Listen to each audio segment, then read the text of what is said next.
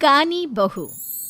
किशोरी लाल जी के बेटे राघव की शादी की बात जगह जगह चल रही थी, लेकिन किशोरी लाल जी को कोई लड़की पसंद ही नहीं आती थी। और उसकी एक ही वजह थी, किशोरी लाल जी का लालची होना। उनको लड़की वालों से मोटा दहेज चाहिए था और इसी चक्कर में एक दिन वो एक बहुत पैसे वाले के घर अपने बेटे का रिश्ता लेकर पहुंचे। उस आदमी का नाम था ओम प्रकाश। देखिए किशोरी लाल जी, मेरी एक ही बेटी है और मेरी सारी संपत्ति जायदाद सब कुछ मेरी बेटी नैना का ही है। पापा, नाम से लगता है बहुत खूबसूरत होगी। कितना अच्छा नाम है ना, नैना। ओ, वैसे बात तो सही है आपकी।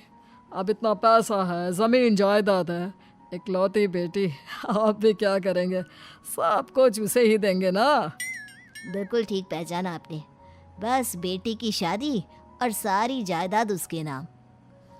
पापा, बिना देखे हाँ कर दीजिए ना। इतना अच्छा रिश्ता फिर कहाँ मिलेगा? माला माल हो जाएंगे हम। मैं अपनी बेटी को बुलाता हूँ। अरे नहीं नहीं नहीं नहीं, आपकी बेटी का नाम नैना है, सुनकर ही लगता है बहुत सुंदर होगी। रहने दीजिए अंकल, मैं तो आपकी बेटी के नाम से ही इतना खुश हो गया हूँ कि उसे बिना देखे शादी करने को तैयार हूँ। अब तो मैं उसका चेहरा सीधे शादी के बाद ही देखूंगा। और इस तरह राघव नैना का चेहरा नहीं देखता और उससे शादी कर लेता है। शादी के बाद अपनी सुहाग रात पर जब राघव नैना का घूंघट उठाकर देखता है तो नैना की आंखें बंद थी।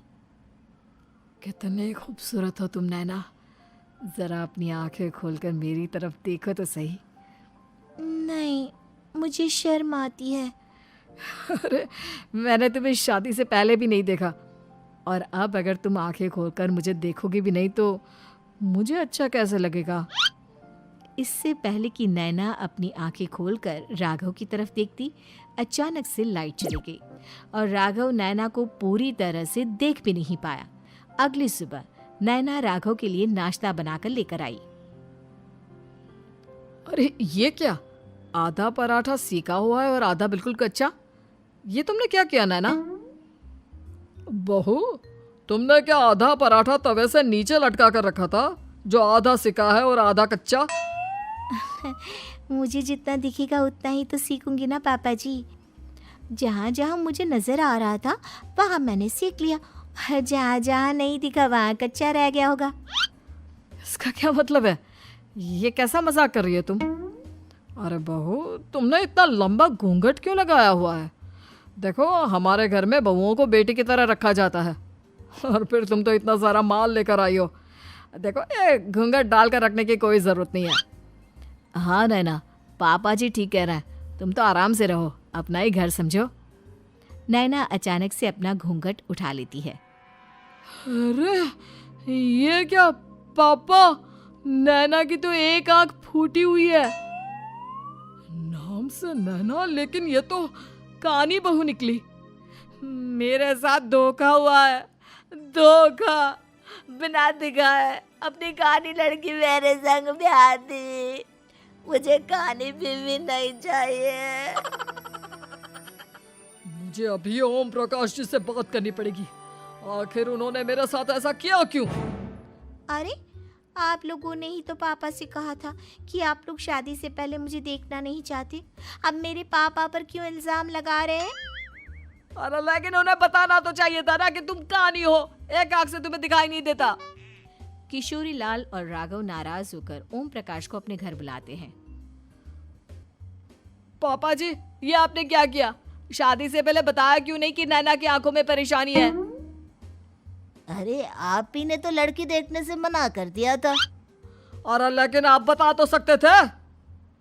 आपको तो हमारी बेटी की प्रॉपर्टी चाहिए थी, वो भी पूरी की पूरी। अब क्या हुआ अगर उसे आधा दिखाई देता है? प्रॉपर्टी तो आपको पूरी मिल गई ना। अरे ये क्या बात हुई?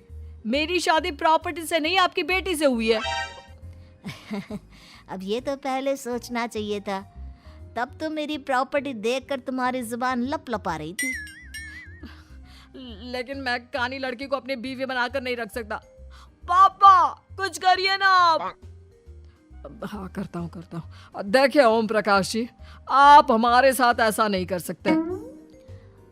और तुम देखो, अगर तुमने मेरी बेटी से शादी तोड़ी ना, तो जो भी प्रॉपर्टी मैंने तुम्हें दी है वो तो पूरी की पूरी वापस ले ही लूँगा, और आधी प्रॉपर्टी तुम्हारी भी लूँगा। अरे मेरी आधी प्रॉपर्टी भला क्यों लेंगे आप?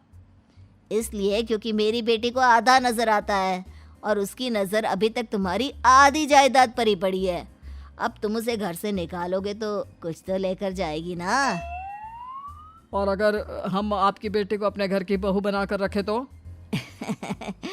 तो तुम्हारी पूरी प्रॉपर्टी तुम्हारी ही रहेगी, और जो मैंने तुम्हें दिया है ना, उसमें से बस मैं आधा लेकर जाऊंगा। अरे लेकिन अब आप अपनी दी हुई प्रॉपर्टी में से आधी वापस क्यों लेकर जाएंगे? अगर मैं आपकी बेटी को अपनी पत्नी बनाकर रखने को तैयार हूं तो? इसलिए ताकि भविष्य में अगर तुम मेरी बेटी को धोखा दो तो उसके पास कुछ तो रहे जो पति का हो। वैसे मेरे पास तो बहुत कुछ है, लेकिन अपने पति की कोई निशानी तो उसके पास होनी चाहिए ना।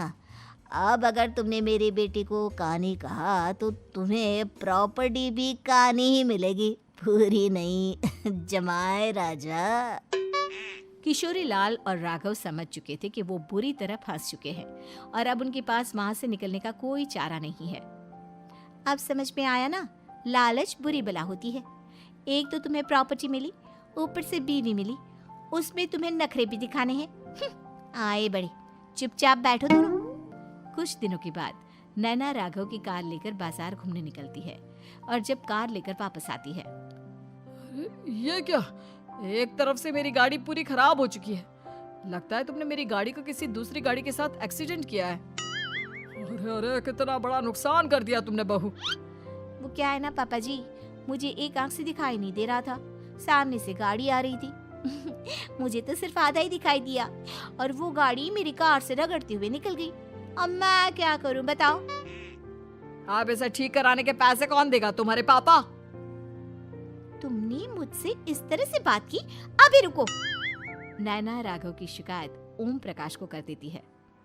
देखो राघव, अब जो मेरी आधी प्रॉपर्टी तुम्हारे पास थी ना, उसमें से आधी और मैं लेकर जाऊंगा, क्योंकि तुमने मेरी बेटी को डांटा। अरे नहीं नहीं पापा जी, गलती हो गई, माफ कर दो। गलती की तो कोई गुंजाइश ही नहीं। अगली बार मेरी बेटी को डांटा तो बची हुई आधी में से आधी और ले जाऊंगा। लालच के चक्कर में हम दोनों ने बहुत बड़ी गलती कर दी बेटा।